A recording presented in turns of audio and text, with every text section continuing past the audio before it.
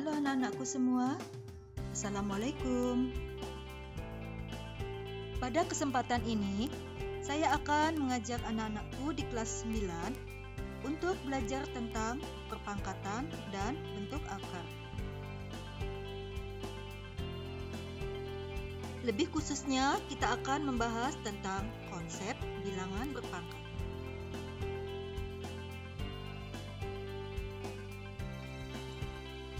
Dan inilah tujuan pembelajaran kita kali ini.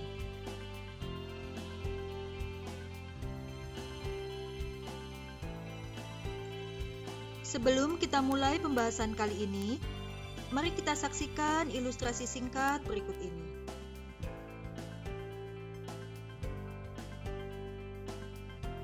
Anak-anak, tahukah kalian?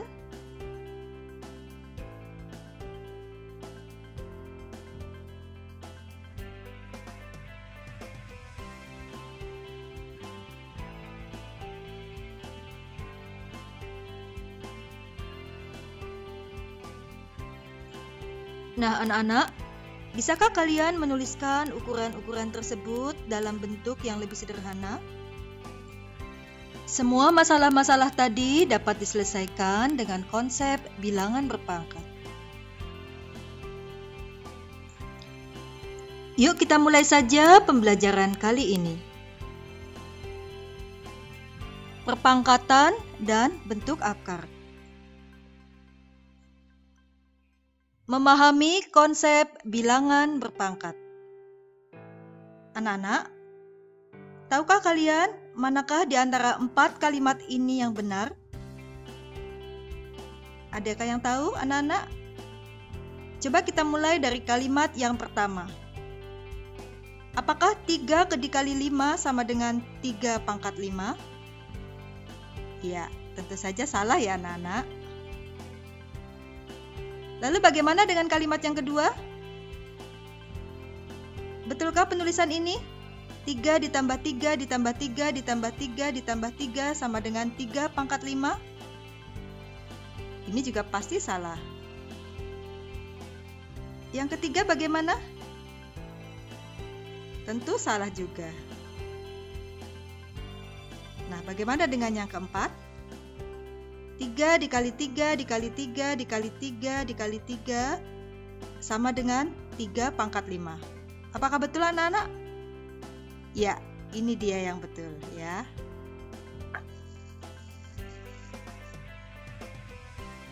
Ya, jadi apa yang dapat kita simpulkan? Dari kalimat tersebut yang benar adalah kalimat nomor 4. Jadi perkalian berulang dari bilangan 3 sebanyak 5 kali dituliskan dalam bentuk 3 pangkat 5.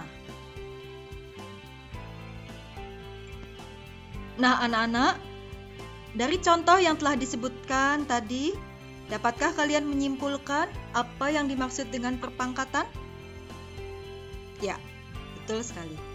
Perpangkatan adalah perkalian berulang dari suatu bilangan yang sama. Sehingga bisa kita tulis bentuk umumnya adalah A pangkat N sama dengan A kali A kali A kali A dan seterusnya sampai sebanyak N. Ya, di mana N adalah bilangan bulat positif.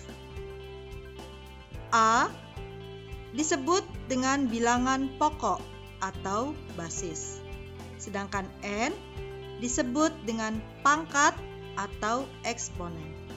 Ya, anak-anak, itulah yang dimaksud dengan konsep bilangan berpangkat. Contoh 1. Menuliskan perpangkatan. Nyatakan perkalian berikut dalam perpangkatan. 7 dikali 7 dikali 7 dikali 7. Bagaimana cara menyatakan dalam bentuk pangkat?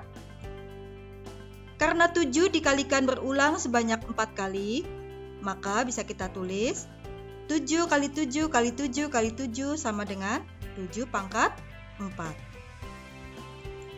Lalu yang B, negatif 2 dikali negatif 2 dikali negatif 2.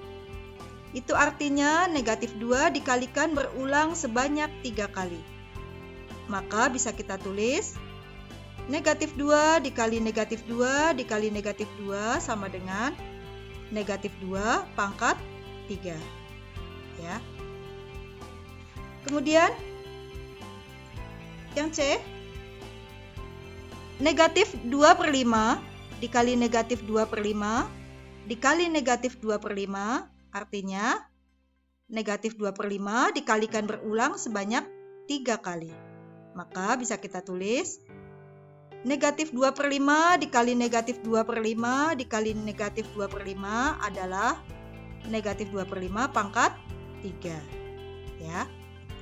Dan yang terakhir adalah Y dikali Y dikali Y dikali Y dikali Y, artinya Y dikalikan berulang sebanyak 5 kali, maka bisa kita tulis Y pangkat 5. Demikian anak-anak, bisa dipahami? Contoh kedua adalah bagaimana menghitung nilai suatu perpangkatan. Nyatakan perpangkatan berikut dalam bentuk bilangan biasa. Soal yang A, 0,3 dipangkatkan 3 hasilnya adalah, nah anak-anak, masih ingatkah kalian tadi tentang perpangkatan? 0,3 pangkat 3 artinya adalah 0,3 dikali 0,3 dikali 0,3. Maka kalau dihitung hasilnya adalah 0,027. Mudah bukan anak-anak? Lalu negatif 0,3 dipangkatkan 3. Ini artinya adalah negatif 0,3 dikali negatif 0,3 dikali negatif 0,3.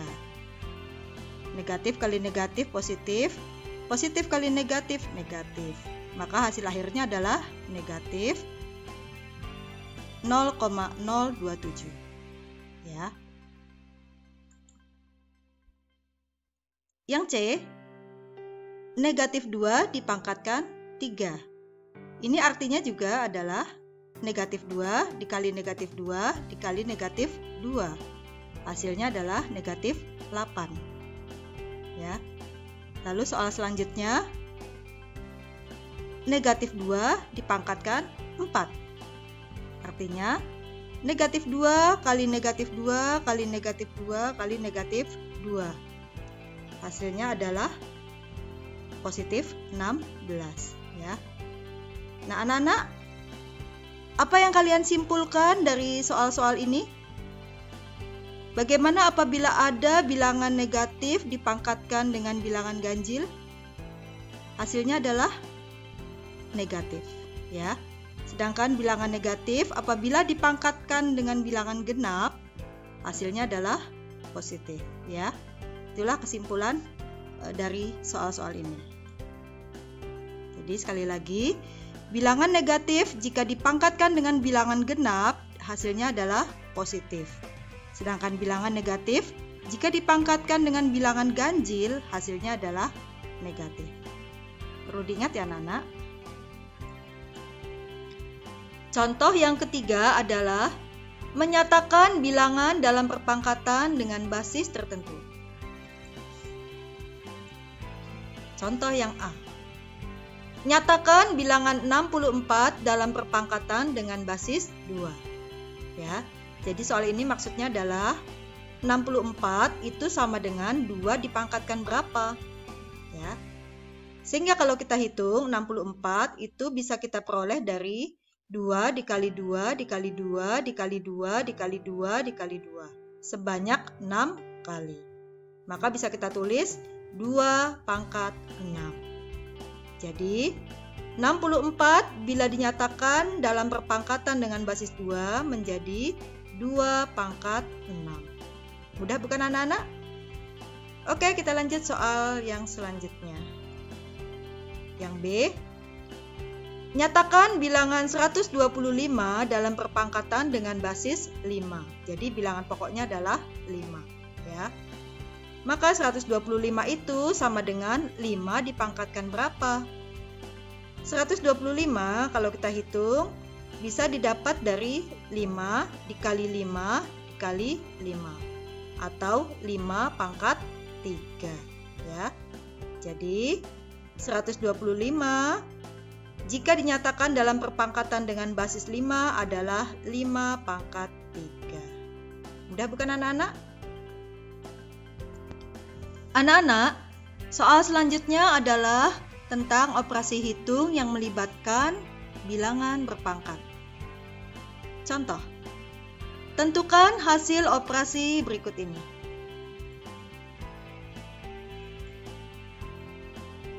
Yang A, berapakah hasil dari 3 ditambah 2 dikali 5 pangkat 2?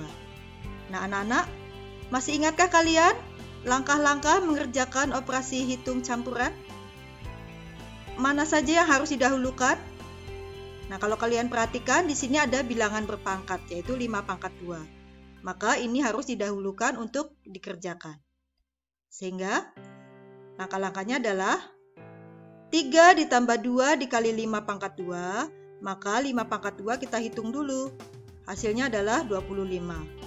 Sehingga menjadi 3 ditambah 2 dikali 25. Kemudian, antara tambah dan perkalian, ini dahulukan perkalian. Ya, sehingga kita kalikan dulu 2 kali 25, hasilnya adalah 50. Baru selanjutnya kita tambahkan dengan 3 sehingga diperoleh hasil 53 untuk soal yang A. Saya rasa tidak sulit ya anak-anak. Mari kita coba soal yang B.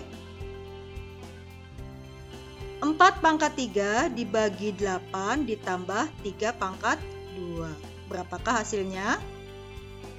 Langkahnya sama seperti tadi. Karena di sini ada bilangan berpangkat, maka harus kita hitung lebih dahulu. Sehingga menjadi 4 pangkat 3, ini kita hitung dulu, hasilnya adalah 64. Kemudian 3 pangkat 2, ini hasilnya adalah 9. Sehingga soalnya menjadi 64 dibagi 8 ditambah 9. Lalu, antara pembagian dengan penjumlahan, dahulukan pembagian. Ya, kita bagi dulu, 64 dibagi 8, hasilnya adalah 8. Baru kemudian kita tambahkan dengan 9 sehingga diperoleh hasil 17. Ya, anak-anak. Demikianlah pembahasan kita tentang bilangan berpangkat, ya, tentang konsep bilangan berpangkat dan bagaimana menghitung bilangan berpangkat. Mudah bukan anak-anak? Semoga bisa dipahami penjelasan ini. Demikian pembahasan kali ini, semoga bisa dipahami. Dan untuk kelanjutan materi ini, dapat kalian ikuti dalam video kami selanjutnya. Jangan sampai ketinggalan ya. Sampai jumpa lagi di pembelajaran selanjutnya. Terima kasih.